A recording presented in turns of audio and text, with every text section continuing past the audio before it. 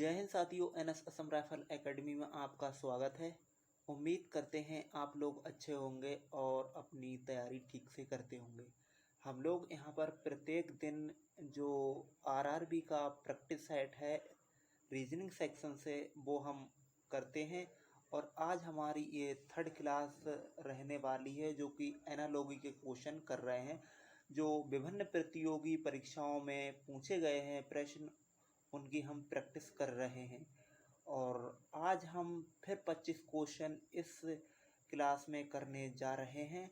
अभी हम इससे पहले 2 टाइप के कर चुके हैं और आज इससे तीसरा टाइप रहने वाला है। तो चलिए हम अपनी क्लास को बिना किसी देरी के सीधे से चलते हैं आज की इन प्रश्न श्रृंखला पर और देखते हैं कि आज के इस प्रैक्टिस सेट में हमें किस किस टाइप के क्वेश्चन देखने के लिए मिलेंगे। जैसे कि प्रश्न पर यहाँ पर दिया रखा है, कह रहा है कि हृदय का जो संबंध कार्डियोलॉजी से है वही संबंध वक्र का से है। तो यहाँ पर 4 विकल्प दे रखे हैं और हमें देखना है कि क्वेश्चन के अकॉर्डिंग कौन सा यहाँ पर सही होगा। तो देखिए, हृदय का संबंध यहाँ पर बताया गया है कार्डियोलॉजी से।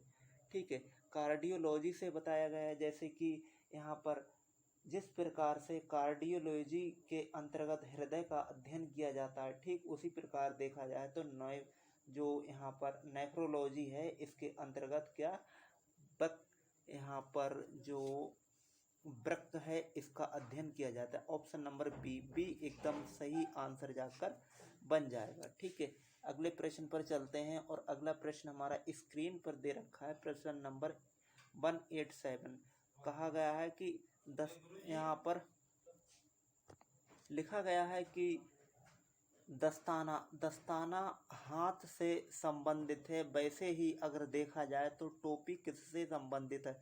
क्या गला है, कमर है या फिर सिर है या फिर पैर है? तो यहाँ पर जो हमारा अगर प्रश्न के अकॉर्डिंग देखा जाए तो देखो, दस्ताने तो हाथ में पहने जाते हैं।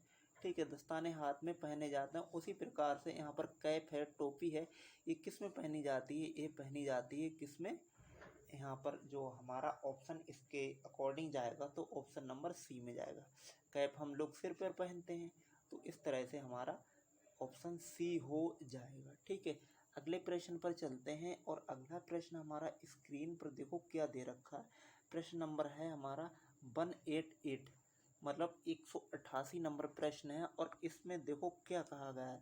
प्रश्न में पूछा गया है हमसे कि हाथ उंगली से वैसे ही संबंध है जो पेन का यहाँ पर इन 4 विकल्पों में से क्या निब से है, पेंसिल से है, हैंड यहाँ पर होल्डर से है या फिर स्याही से है? तो देखो यहाँ पर है क्या हाथ, और हाथ है तो क्या है? उंगली है। जिस प्रकार से हाथ में उंगली होती है उसी प्रकार से पेन में क्या होती है? निब होती है। ऑप्शन नंबर ए एकदम सही हो जाएगा। ये हमारा आरआरबी एनटीपीसी में 2021 में फर्स्ट शिफ्ट में आया हुआ प्रश्न है। ठीक है, अगले प्रश्न पर चलते हैं और अगला प्रश्न हमारा स्क्रीन पर दे रखा है 189। ठीक, यहाँ पर देखो क्या कहा गया, बोला गया है कि घोड़े का गाड़ी से वही संबंध है जो कि डैश का कार से है। तो यहाँ पर फर्स्ट ऑप्शन में ब्रेक है, सेकंड ऑप्शन में यहाँ पर पहिया है और थर्ड में क्या है? यहाँ पर स्टीयर है और इंजन है फोर्थ में। तो यहाँ पर हमारा कौन सा ऑप्शन जाकर ठीक बनेगा? तो यहाँ पर जो हमारा ऑप्शन रहेगा वो इसमें ठीक हो जाएगा। हमारा कौन सा ऑप्शन यहाँ पर हो जाएगा? डी ऑप्शन एकदम सही हो जाएगा। डी ऑप्शन क्यों सही होगा? क्योंकि अगर देखो यहाँ पर घोड़ा है, यहाँ पर घोड़े का संबंध गाड़ी से बताया गया है। तो जिस प्रकार से गाड़ी तांगा खींचने के लिए घोड़े की आवश्यकता होती है, अगर ठीक वही प्रकार से देखा जाए तो यहाँ पर जो हमारा संबंध दे रखा है कार को कौन खींचता है? इंजन खींचता है। तो ऑप्शन हमारा क्या हो जाएगा? ऑप्शन नंबर इसमें हमारा हो जाएगा डी। ठीक, अगले प्रश्न पर चलते हैं हम लोग और अगला प्रश्न देखते हैं। यहाँ पर 190 190 है। 190 में कह रहे हैं कि हिनहिनाना का घोड़े से वही संबंध है जो मिमियाना का संबंध है।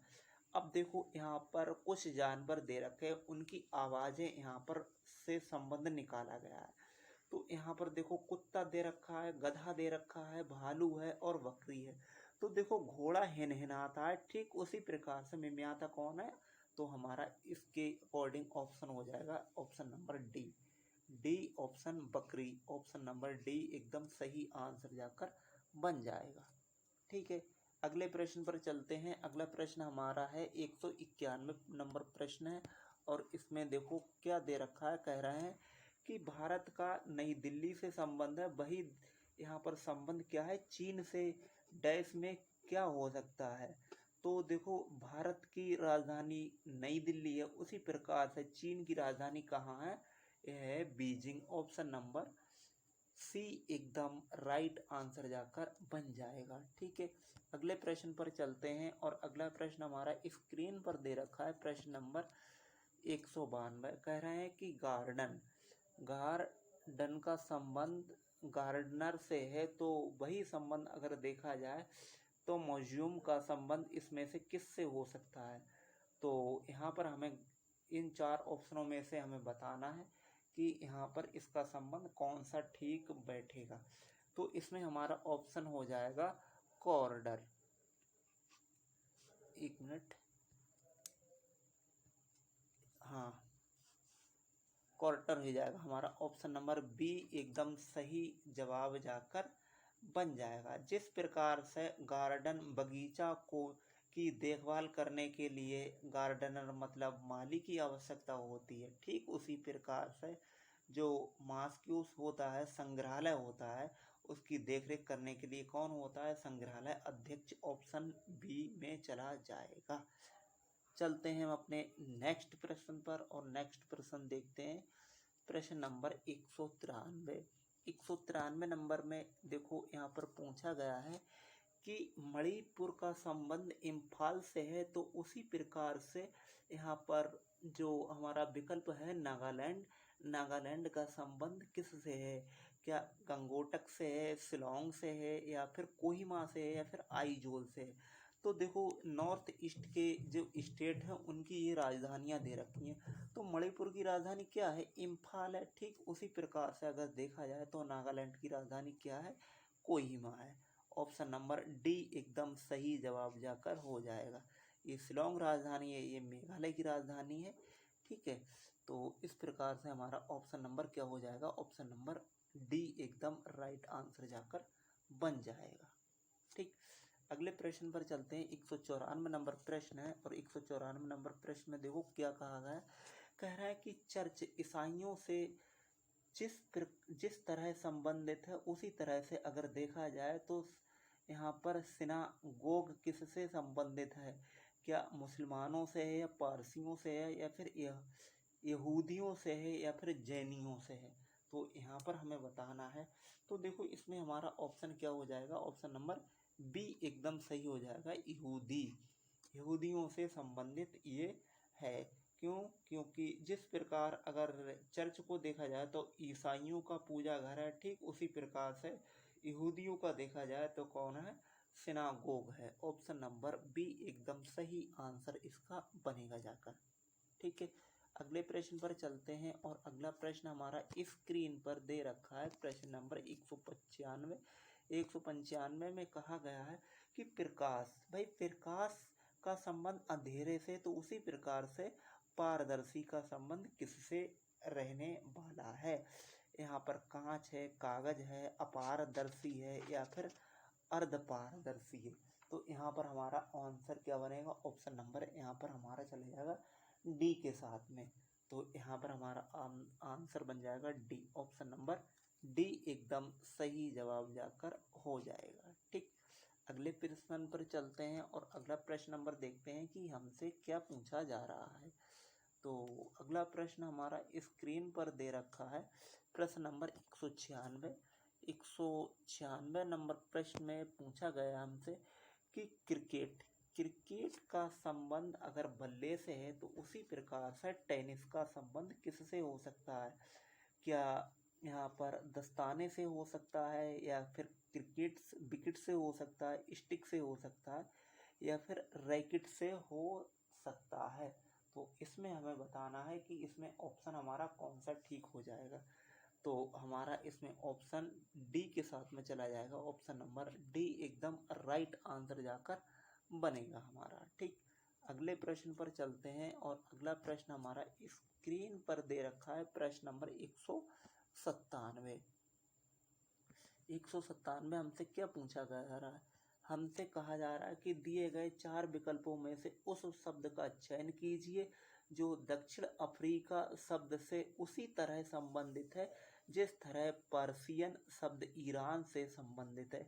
अब यहाँ पर देश हैं, तो यहाँ पर देश है, अफ्रीका है, पुर्तगाली है, या फिर अंग्रेजी है। तो यहाँ पर देखो हमारा क्या आंसर इसमें सही बैठेगा।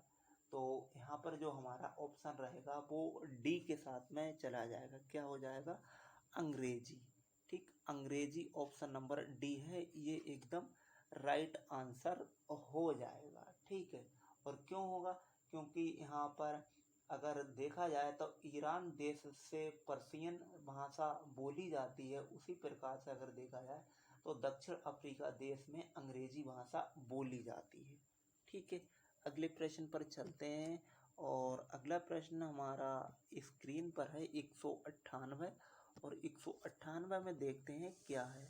198 में हमसे पूछा गया कि आय का निम्नलिखित में से किस विकल्प के साथ वही संबंध है जो व्यय का ईएमआई से संबंधित है? क्या वेतन है, या फिर कर है, या फिर लाभ है, या फिर यहाँ पर दे रखा है हमारा क्या, राजस्व है। तो यहाँ पर हमारा क्या हो जाएगा? हमारा ऑप्शन नंबर ए हो जाएगा, व्यय। यहाँ पर ये आय, आय से संबंधित क्या है?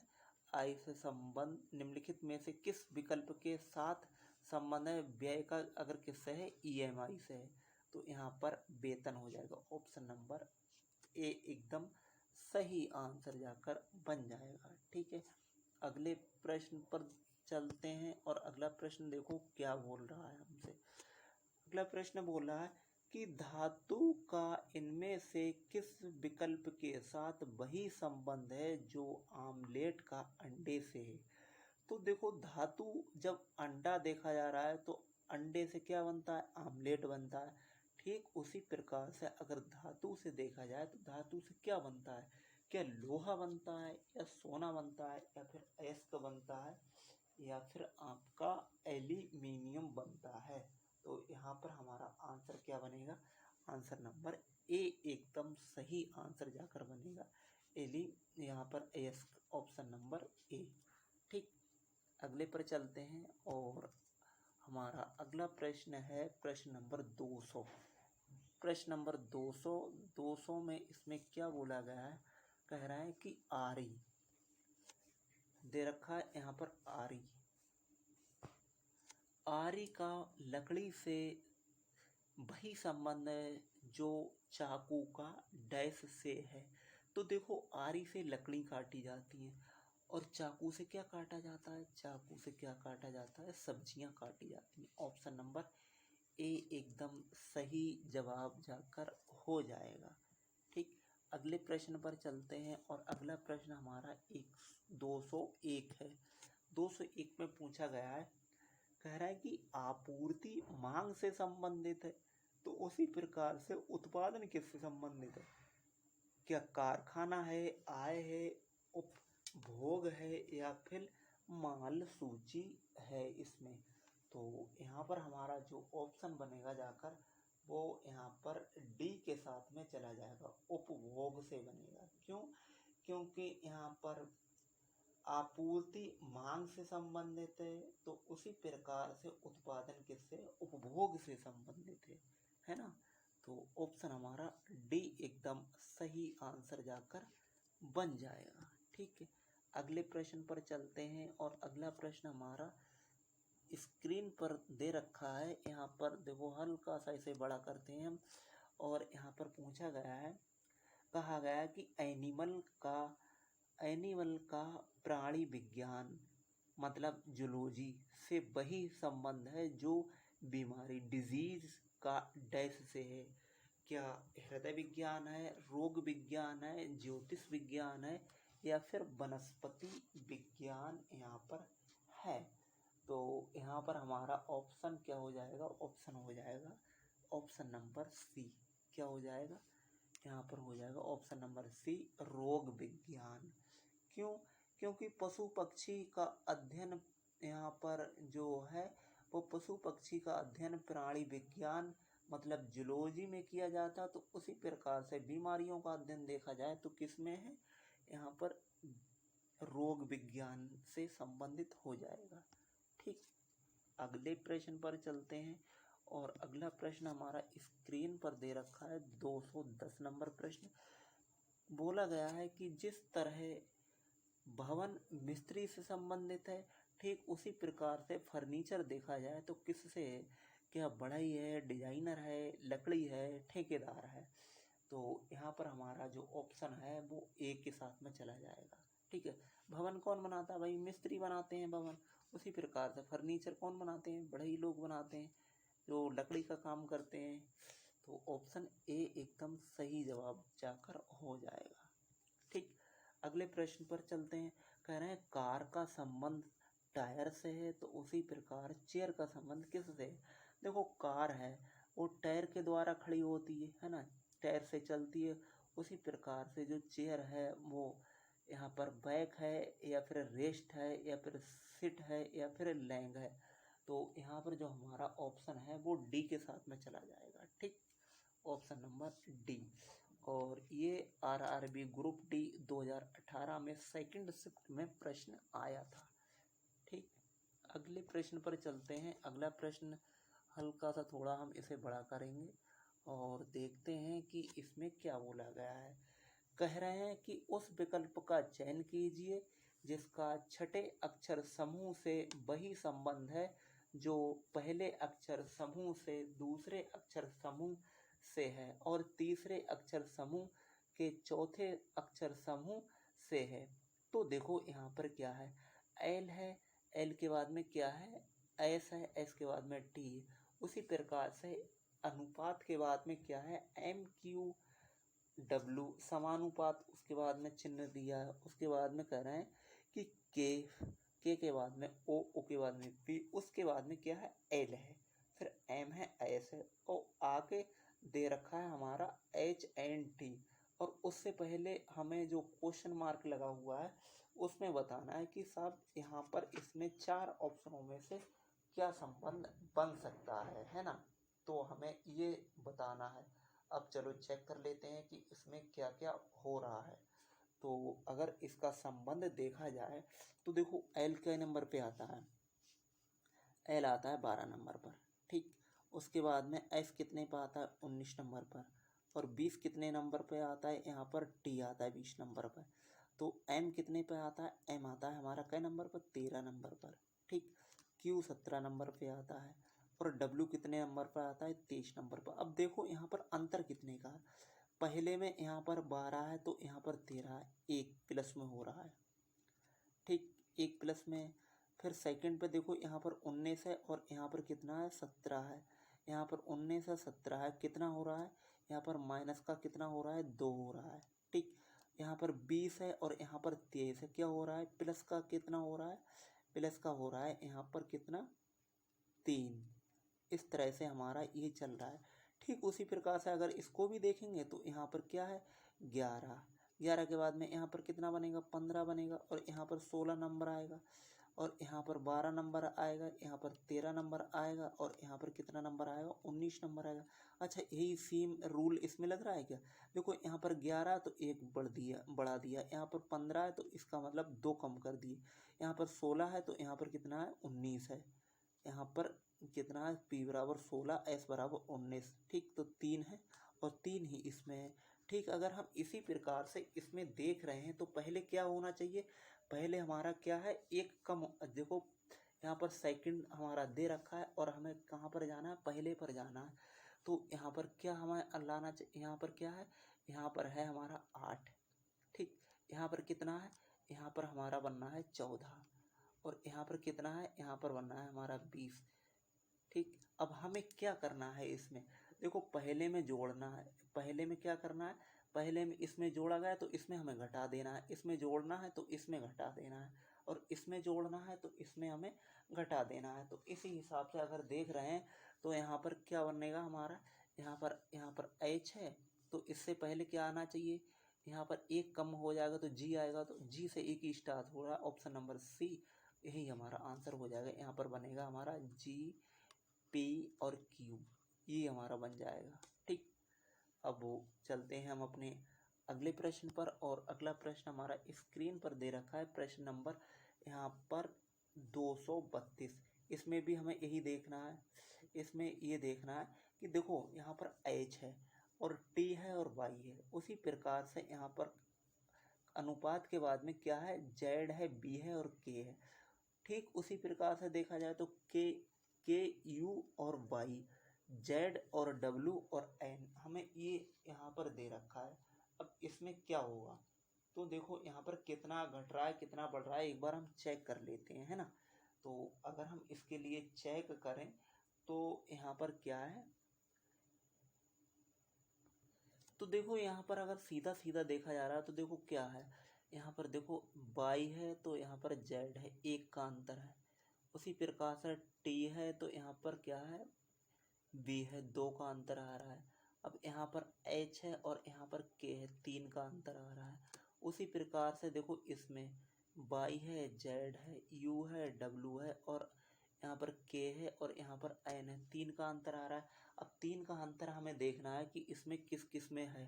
तो देखो यहाँ पर डी है तो ई है एक, यहाँ पर ई है तो एफ जी दो, और यहाँ पर ए है और यहाँ पर कितना है, डी है ना। तो यहाँ पर हमारा कितना होगा, तीन होगा, तो ऑप्शन हमारा बी एकदम सही जवाब जाकर बन जाएगा। ठीक, अगले प्रश्न पर चलते हैं, और अगला प्रश्न हमारा स्क्रीन पर ये रहा, और ये आज का लास्ट का प्रश्न है। और इसमें क्या पूछा गया है हमसे, हमसे इसमें रिलेशन पूछा गया है कि जो पहला है, दूसरा है, दूसरा है, तीसरा है, इसका अनुपात है। तो उसी प्रकार से CLEAN का संबंध इन अक्षरों में से कौन सा अक्षर जाकर हो सकता है। तो देखो इसमें एक चीज दिख रही है, वो है क्या, वो देखो यहाँ पर क्या है, हमें अपोजिट लेटर इसके दिख रहे हैं, है ना। देखो बी है, बी का अपोजिट क्या है, वाई है। ई है, ई का अपोजिट क्या है, बी है, इवनिंग। आई है, आई का अपोजिट आर है, इंडियन रेलवे। एन का अपोजिट क्या है, मैन, एन है। और जी का अपोजिट क्या है, जीटी रोड है। ठीक, उसी प्रकार से हमें क्या देखना है, हमें देखना है CLEAN, इसका अपोजिट देखना है। अब देखो सी है, सी का अपोजिट क्या है, एक्स होता है, तो यहाँ पर एक्स लिख देते हैं। ठीक, उसी प्रकार से एल का अपोजिट क्या होगा, ओ होगा, तो यहाँ पर ओ आ जाएगा। ई का अपोजिट क्या है, ई का अपोजिट है बी। ठीक, और यहाँ पर ए का अपोजिट तो जेड है, और इसमें एन का अपोजिट क्या है, एम है। तो अब देख लीजिए XOBZM, यहाँ पर इसमें किस में दे रखा है, तो यहाँ पर ऑप्शन हमारा बी हो जाएगा, तो इसमें हमारा दे रखा है। तो इस प्रकार से हमारा सेकंड आंसर इसमें बन जाएगा। ठीक है, तो चलिए इतने ही सवाल थे इसमें, लगभग 22-23 सवाल बने होंगे। तो आप इन प्रश्नों को खुद कीजिए और देखिए कि कितने प्रश्न हमसे ठीक हो रहे हैं, है ना। और देखिए अपनी एक्यूरेसी में कि इतने प्रश्नों में से हम कितने प्रश्न बना पा रहे हैं, है ना।